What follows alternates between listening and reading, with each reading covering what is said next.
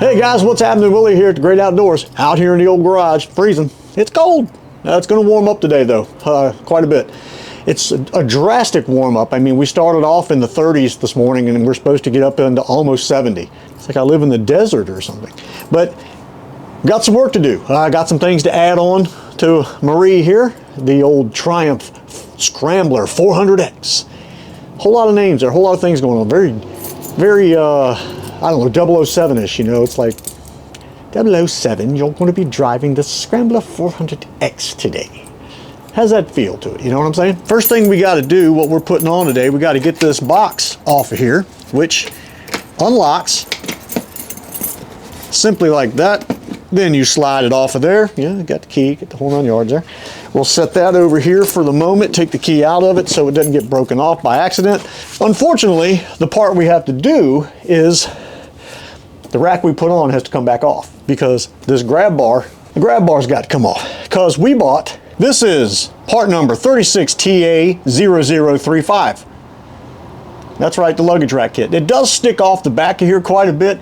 Kind of messes a little bit with the aesthetics of the bike, but I mean, we got to get away from a look and we got to get functionality on here, and this rack is going to allow me to put another bag back there as well as this one on the side, because with this bike, unfortunately, you lose that other side with the exhaust. I have seen other videos with people and bags on the other side right where the exhaust blows right underneath the bag. I'm not quite sure how that would work. There's certain bikes out there, you know, when you're dealing with Scramblers specifically, the Scrambler exhaust is up high, and the reason it's up high is to keep it out of the water and all of that. This one's down low but then comes out high. It's just how it is, it's the way it works. Bonnevilles and things like that, you know, your exhaust, you got the pea shooters that are down low and come straight out, so you can put bags on both sides with really not having a problem. Harley Davidsons, Indians, things like that, you can have your exhaust as down low so you can have your bags on either side. But when you're dealing with the Scrambler, unfortunately you really just got a one side bag, or you have to get the rack for the back and be able to put a box or something or another bag for it. Salesperson, parts person at the dealership where I bought the bike told me, you know, that there are going to be more parts for these bikes. A lot of times what happens is the aftermarket world waits the first year to see how the bike's going to sell. I want a window for this bike, but the Triumph window is very short. It really just covers the speedometer, and that's about it. I really wanted something a little bit taller and kind of keep the wind off of you, because this bike, really, the wind just cuts right through it. There's no fairing, there's no window, there's no nothing. So it's really a lot like just riding a dirt bike on the road, you know, other than it doesn't really ride like a dirt bike. Anyway, let's get this thing taken apart, get this back off here, get the other side off there, get the other one out of the box here, and start putting things together. Now, what I am noticing about the Triumph stuff, it is very heavy, well-made parts, man. Very nice heavy piece right there. Here's your two arms go on either side of the seat. Aluminum bracket that goes on the back. Not very big, but big enough that I can mount something to it. Because it's going to get something mounted to it, I can assure you of that. All right, yes, it comes with new bolts. And there's your directions. Scan that. Scan that. Well, we got to type in your part number, 36TA0035. Oh, now we got to pick the country. Really not a lot to this, not a lot at all. I don't know if you can see it or not, but you can go to that scanning thing, scan it, the QR thing, whatever it's called. So we're going to go right hand side first. These do have the thread lock on it as well, so it'll be fun if I have to take it back off again. We're going to need the ratchet. We'll get this first one caught. All right, we got the first one caught. Now we'll get the second one in here. Oh, by the way, the max load for this rack supposedly is 11 pounds. Kind of find that hard to believe. Some heavy duty stuff going on right there. We'll get one caught. We'll go with the furthest one away first, because you know that's going to be the one that's going to be an absolute bear to get to. All right, I'm going to do this 4 more times and then I'll get back with you. And there you go. The Triumph rear luggage rack installed. Very easy. 4 bolts to the frame. 4 bolts and 4 nuts for the rack to the back of the bracket itself. Nothing to it at all, really. That kind of scared me at first, but everything's okay there, thank goodness. I just didn't. I don't need a stroke yet, okay? Not yet. Let's just wait for a while before I do that. But yeah, very easy. Falls into the $150 range, $150 range. Fortunately, I got a percentage off because I bought the rack from the dealership where I bought the bike. They gave me a little bit off for buying the bike there, which, you know, every little bit helps when it comes down to this stuff. Aftermarket is sometimes cheap, and sometimes cheap is what you get. I've had that problem with other bikes, like the Monkeys. I bought a couple things for them off Amazon, stuff like that, and sometimes what you get isn't as good as the picture. You know, kind of like going to McDonald's or something. You know, you get a Big Mac or something. You see a picture of one and you go, ooh, and then you get what and it's not. You understand where I'm going. So anyway, let me show you the other things I've already done. And I'm going to put the bag back on here, which is really easy. Let me grab that and do it now. You just slide the 2 places in there, and then you shove.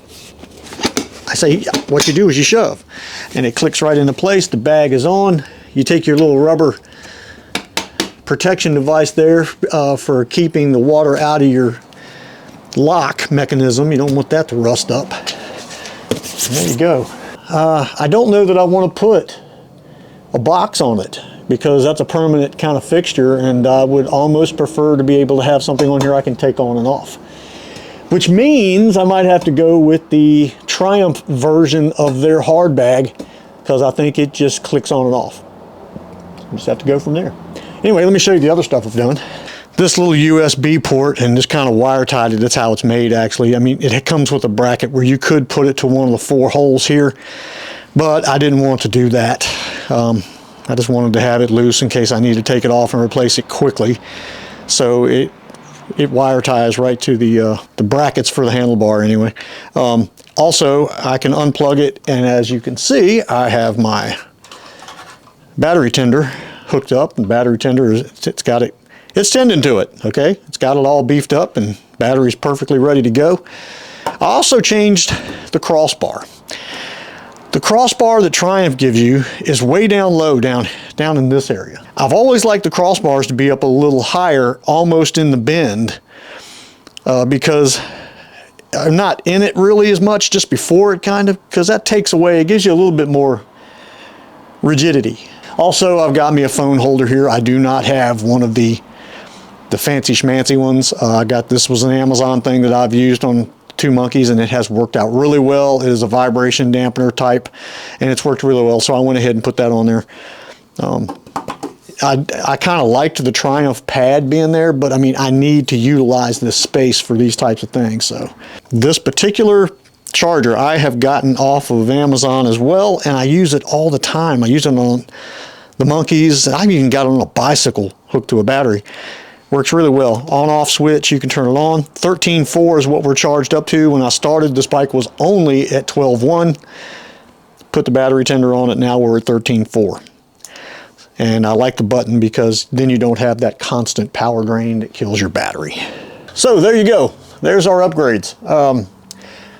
I need necessity, more so than just, hey, that looks good. So for me, the rear luggage rack, the side bag, USB charging ports, a little bit stronger area up there for the crossbar and the handlebars, the phone holder, that's necessity. That's for me to be able to get out here and do the things that I want to do and have dependability.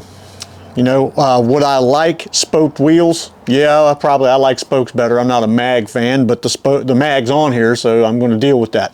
The tire that's on here, is it as rugged as I want it to be? No, it's not. But I'm not going to be off-road that much. I mean, I will be. There'll be gravel roads and dirt and things like that, but there won't be any massive trails or anything. It's really not what the bike's for. This was really to go the distance, to go somewhere where I can go above 50 miles an hour. The 2 Monkeys, 125s, that, you know, 9 horsepower, and now I'm going to be pulling the Kipmoto trailer with one of them possibly. that's going to put a strain on the little bikes for any real massive distance on roads that are 55 miles an hour and above. There'd be a whole lot of people going around me, that's for sure. This bike was to counteract that. Rear rack is installed. Kind of have a bag sitting on it back there, the bag that was actually from my Himalayan. That might work, might suffice for a little while. Anyway, thank you guys for watching. We will see you on the next one. Whatever that next one may be. See you around. Oh, leg sleep. I can't tell you how many times I've done that. Oh, there's the tingling. Oh yeah, the tingling. That foot might as well not even be there. Come on, foot. We got this.